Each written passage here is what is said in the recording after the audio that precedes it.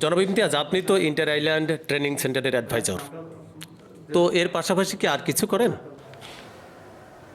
আসলে আমি একজন শিক্ষক, দীর্ঘদিন ধরে শিক্ষকতা পেশার সাথে জড়িত। আমি শিক্ষার্থীদের শ্রেণীকক্ষে পড়াই, বোঝাই, লেখাই এবং পরীক্ষা নিয়ে তাদেরকে মূল্যায়ন করি।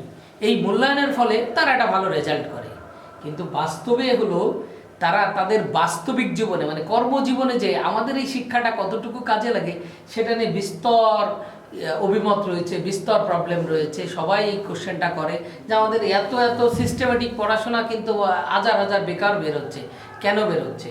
তো আমি আসলে এইখান থেকে বের হয়েই আমি ইন্টার আইল্যান্ডের সাথে যুক্ত হয়েছি, যেখান থেকে আমাদের যারা শিক্ষার্থী আছে তারা তাদেরকে হাতে কলমে শেখানোর একটা সুযোগ ঘটেছে। যে শিক্ষাটা গ্রহণ করে দেশ এবং দেশের বাইরে তারা কর্মজীবনে প্রবেশ করতে পারে, এই কর্মের মাধ্যমে তারা নিজেদেরকে সাজাইতে পারে। একজন শিক্ষার্থী যখন সে বাস্তবিক শিক্ষাটা লাভ করবে তখন তার বাস্তব জীবনে সে একজন সম্পদ হবে। সেই সম্পদ তার ফ্যামিলির জন্য, তার দেশের জন্য।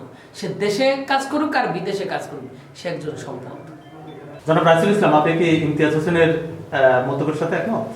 অবশ্যই একমত। কারণ হচ্ছে যে আমাদের দেশের যে জনগোষ্ঠী, এই জনগোষ্ঠী স্কিল না করে যদি আমরা দেশের বাইরে না পাঠাই, তাহলে এটা হচ্ছে আমাদের আবার বোঝা হয়ে যাবে।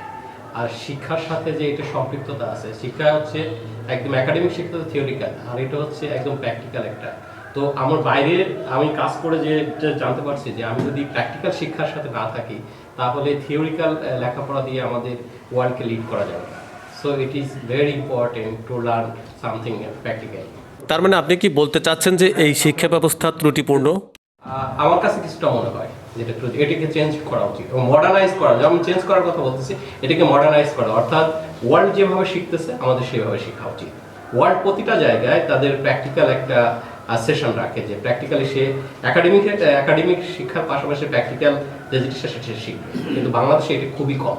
এখন কিছু কিছু ট্রেনিং কলেজ হচ্ছে যারা এখানে শিক্ষা দিচ্ছে, কিন্তু সেটা সাফিসিয়েন্ট না, বাংলাদেশের জন্য সাফিসিয়েন্ট না। সো এটা আমাদের বাড়ানো উচিত। তার মানে একাডেমিক শিক্ষার পাশাপাশি কর্মমুখী শিক্ষারও মান উন্নয়ন করতে হবে আমাদের দেশে। অবশ্যই অবশ্যই এটা আমাদের